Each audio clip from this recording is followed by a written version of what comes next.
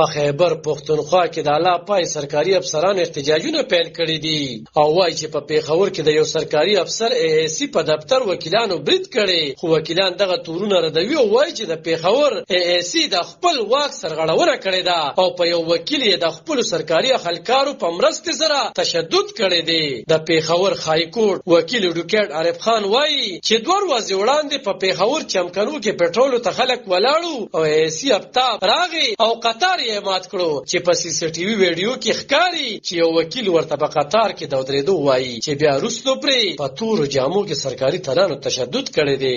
واقعیت خو زمونږ یو وکیل صاحب د جمعې په شپه هغوی سره مخې ته راغلي چې AAC صدر کینټ سره په فیولینګ اچولو باندې فیول پمپ کې دغه راغلی وه ایشو. په هغې کې بیا وکیلانو صاحبانو چې کوم دی د خپل وکیل صاحب په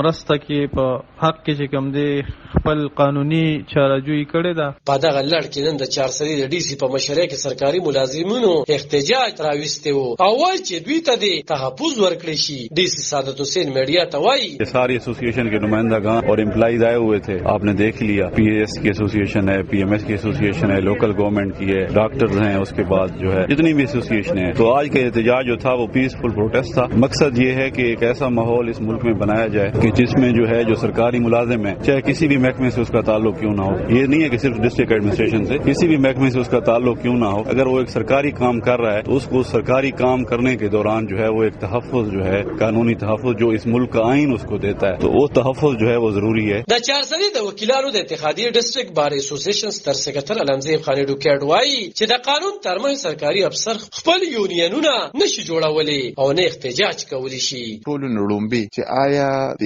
سیول سروینټس چې کوم دي دا DC دی AC دی دا چې کوم دي دي ته آیا د پروټیسټ یا د سټرایک یا چې کوم دي مطلب د اسوسییشنز دا درې خبرې ما پوینټ اوټ کړي چې آیا دې سره د دې اختیار شته که نشته. نړومبي خدا دی چې سیول سروینټ ایکټ 2011 هغه باقاعده کلیر دی چې no one will be involved in any type of activity that is چې هغه مطلب پروټیسټ وکړي یا سټرایک وکړي, ځکه چې دی خو زما او ستا او د بل